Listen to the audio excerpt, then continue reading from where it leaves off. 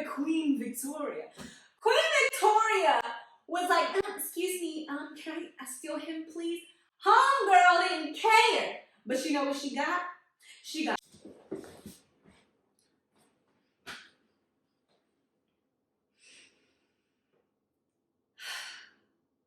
I'm gonna need some wine for this. Shall we begin? So last night, for the first time ever, I watched The Bachelor.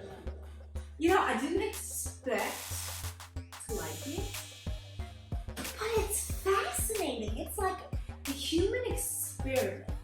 I actually learned a lot from it. I feel like if you look real hard, there are lessons to be taken away. So I took some notes for y'all, okay? I took some notes on what I learned so far from watching this season of The Bachelor. And it's been juicy. Oh, my glasses. If you see a glare in my glasses, I am so sorry. But I'm blind. And I cannot see. So my eyes are tired from the contacts. I have not been sleeping a lot because I've just been high on life. I've been so excited about life. I've been awake.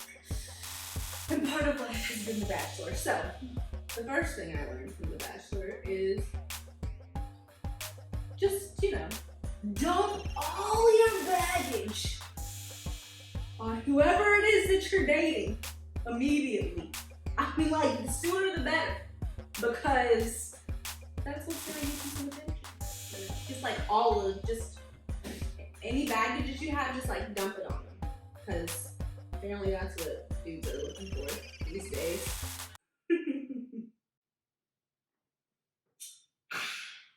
Okay, but on a serious note, vulnerability really is key. Someone can't fall in love with the real you if you don't allow them to see the real you. And this is a mistake that I have made in previous relationships, is that I'll start off the relationship attempting to be what I deem as more lovable, more acceptable, more palatable. And what ends up happening is, you know, they fall in love, I fall in love. And then about a year in, when I'm comfortable and I've grown and developed and matured more, I start allowing my full self out. And it's not that my full self is bad, it's just that it is different from what they originally got. For example, I am not soft-spoken, if you can't tell. I am not soft-spoken. And so I would be with someone who can't quite handle a woman who has a voice. And that's cool if you're that type of guy. It's just not cool if you're that type of guy and you're with me, because that's not going to be compatible, if that makes sense. Yeah. So, all that to say, be yourself right up front, and as your relationship progresses, be open, be vulnerable, let them in, because that's what builds connection.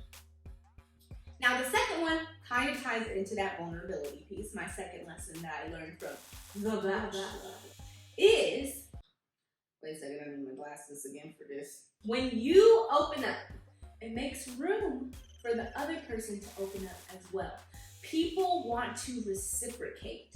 So in sales, they'll tell you something like,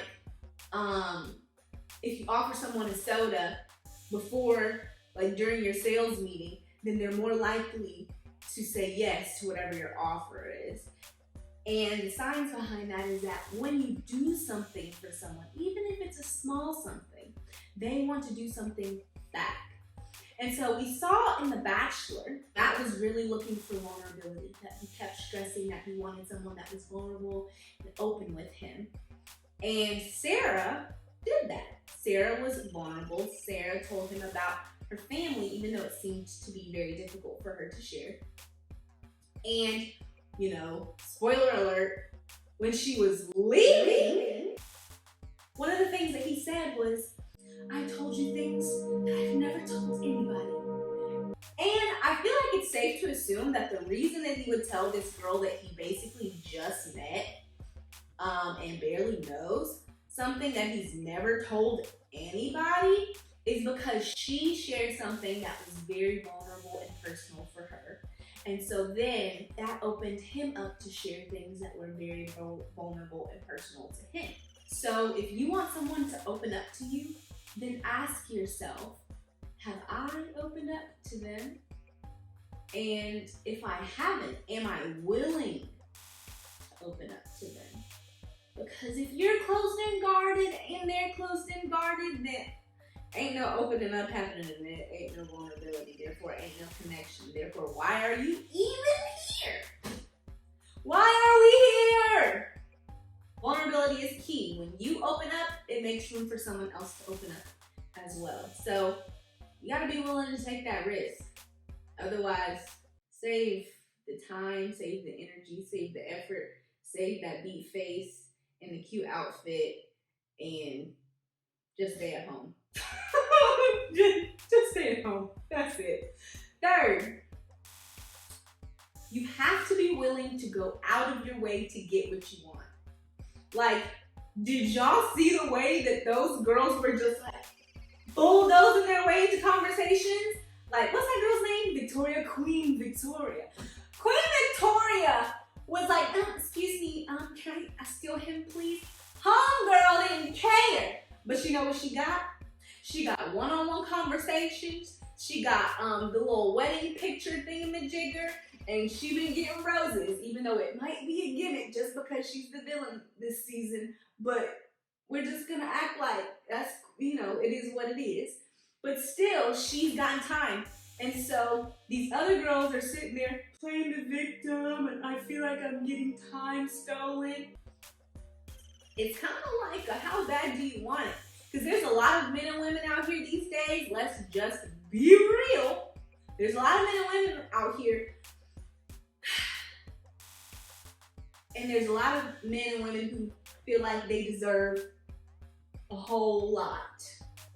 Everyone feels like they deserve the top 1% of men and women. And newsflash, everybody's not gonna get the top 1% of men and women. So you gotta set yourself apart somehow. And I'm gonna let you know right now, I say this all the time. They is not gonna find you on your couch Netflix and chilling by yourself. Unless Bae just so happens to be the pizza man or the Uber driver. But with the Bae y'all be wanting, I don't know if that is feasible for you. So if you're expecting to meet Bae while you're not making an effort, especially during COVID, then you are really mistaken. Really mistaken. So you have to be intentional, you have to put in effort, and you have to set yourself apart in this whole dating world. Because you sitting there looking cute and hoping that boo bae gonna find you, it could happen and it could not. You gotta be willing to go out of your way to get what you want. That's in relationships and that's in life. Take some risks. That's it. But all in all,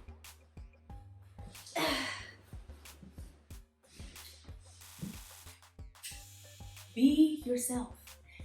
Dating is supposed to be fun. Have fun, explore, laugh, play, enjoy another person's company. Appreciate the fact that you are getting to share a piece of your life with this person. You're getting to learn something from this person and potentially grow with this person. It's an adventure. Dating is supposed to be fun. Don't take yourself so serious. What worst thing that can happen is y'all don't like each other, and then you can go on another date and have a different adventure. Just see it as an adventure. It's all an adventure, okay? Anyways, if you found this cool, if you found this interesting or relevant to your life, I will be doing more of these, what I learned from The Bachelor, as well as what I learned from some other things. Because there's life lessons everywhere, y'all. Everywhere I see life lessons. So, if you want to see more of this, subscribe. If you like this video, then like it down below as well. Share it with your friends, with your bachelor cohort of people that you talk about it with. I don't know. And I'll be popping back on here because I'm like low-key addicted. I don't have cable, but I have Hulu. Well, I have a friend who has Hulu, who gave me the password, and so I watched it on there, and but you can't watch it until like the next day after it has premiered. And so it premiered yesterday, and so I was like, oh cool, at midnight I should be able to watch it. I got on Hulu, it said 4 a.m. I was so mad. I was like fiending. Like I was like, I'm about to watch The Bachelor. I'm about to see who's getting their rose. And I didn't until I watched it at lunchtime today. So I'll be watching.